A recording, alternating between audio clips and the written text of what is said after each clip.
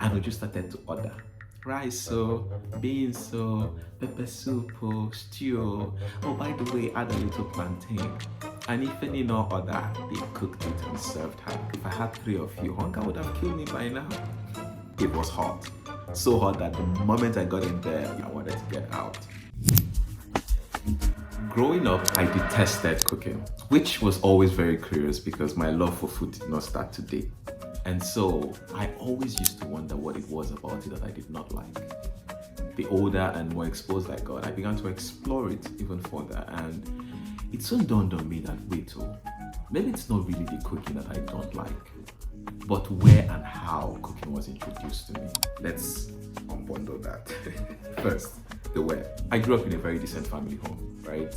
I feel like the structure was well done, except for the kitchen. It was not very well ventilated. It had just two windows, if I remember correctly. One was smack against the wall. Both windows were high. They were small and not always open. Now, disclaimer, my traumatized mind might actually be misremembering how this kitchen looked. And so if in the future you meet any of my family members and they say that what I've said is not true, that this is not how the kitchen was, believe them. Because like I said, traumatized mind.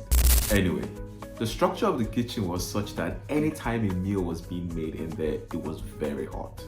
So uncomfortable that as much as the English word does it justice, I prefer to use the Igbo expression.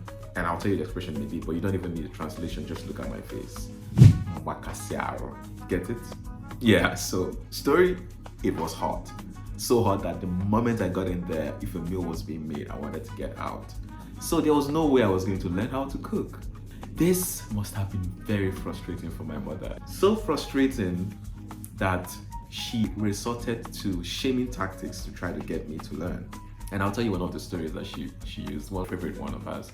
She had this friend called Auntie Uju. Now Auntie Uju had 3 sons. And anytime my mother had enough of my stubbornness, she would go with this story. I saw Uju today, and she was just telling me. Uju said that the moment she came back home from work, her first son ran, "Mommy, welcome," we collected her bag. The second one cleaned the seats. Uju went around, she raised her feet up and put it on the stool. And then the third one came and asked Uju, "Mommy, what will you eat?" And Uju started to order. Rice, so beans, so pepper soup, stew. Oh, by the way, add a little plantain. And if any no other, they cooked it and served her. Chisom, Obolongi came with 3 of. If I had 3 of you, hunger would have killed me by now.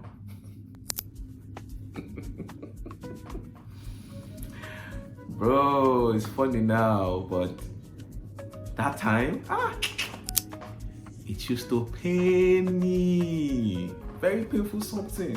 And if you have any streak of stubbornness, you already know by now what happened from that. I refused to learn. Even though I knew it was in my best interest at the time. Just because of the how, right?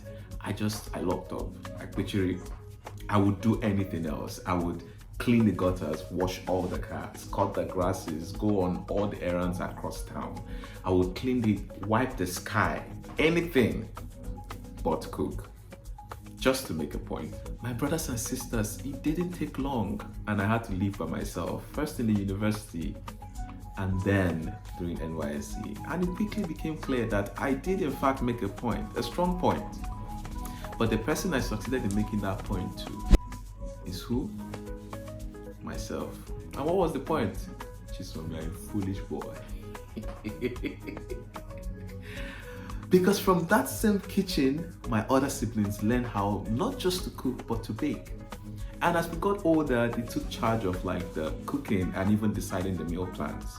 So they would cook what they wanted to, how they wanted to, when they wanted to, whatever they were in the mood for. And by the time I finished all my cleaning the gutters and running around and wiping the sky, I would come back and eat whatever they made. And any day I did not like what they cooked, sorry for me. And so this is the thing I don't get about voter apathy, especially among young people. How is it that the people who will live the longest with the results of the decisions made are the least interested and the least represented in the decision-making process itself? Help me make sense of it. Sometimes I think about it and I'm like, yeah, maybe my generation was a little bit privileged and so more politically aware. I will be the first to admit that I was fortunate. I went to a secondary school where we were exposed to the three arms of government: legislature, executive, and judiciary, led by students. As teenagers, we were taught to vote, to campaign, to be voted for, and to be regulated by like independent electoral bodies.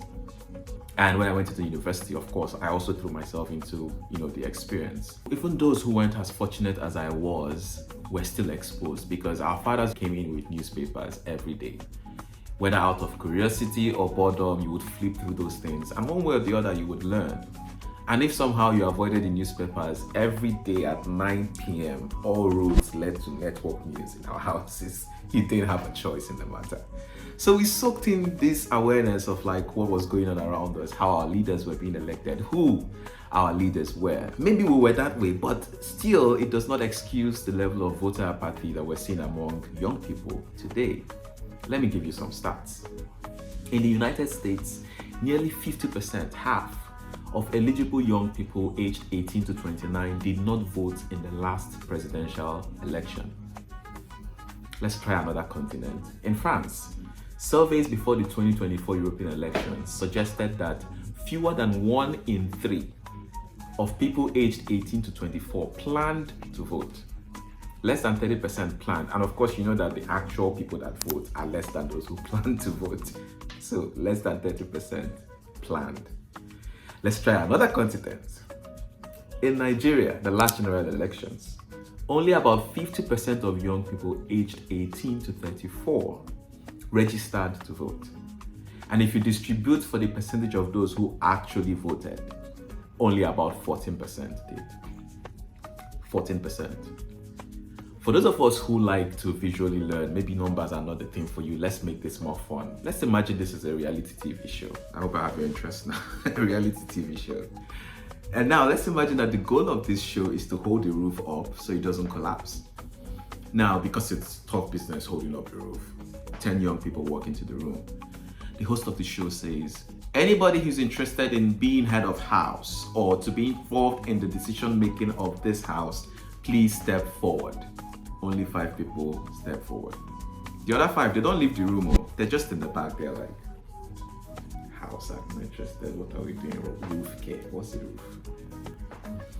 And now, let's imagine those 5 start and the process of the show starts, gets to the point where the roof begins to shake. It's time to hold it up. And the host of the show goes, if you are interested in holding up the roof to stop it from collapsing, kindly put your hand up and hold the roof. Only one person puts their hand up. That's what astounds me about this whole thing. The fact that only 1 in 10 people is willing to raise their hand to vote, to be part of that process of holding up a roof that if it collapsed would crush all 10 people. And so everything I've shared with you today is trying to teach one lesson. If you stay out of the kitchen because it is too hot, or because it's uncomfortable, or because somebody said something to you don't like, or just because of, makasiaro, somebody else will step into the kitchen, bear the heat, and decide what you have for dinner and breakfast and lunch the next day. And the day after that, and the day after that, and the day after that. Nature abhors vacuum, my G. Like, if you are not going to be part of the process as a young person, somebody will step in and decide your future for you. So if you ask me, I would say we should all get registered. Get your permanent voter's card, get into the system, whatever it is where you are, because building your country, building the world, that's what it takes. But that's just me. At the end of the day, feel free to do whatever you want to do, because after all, we're all adults here.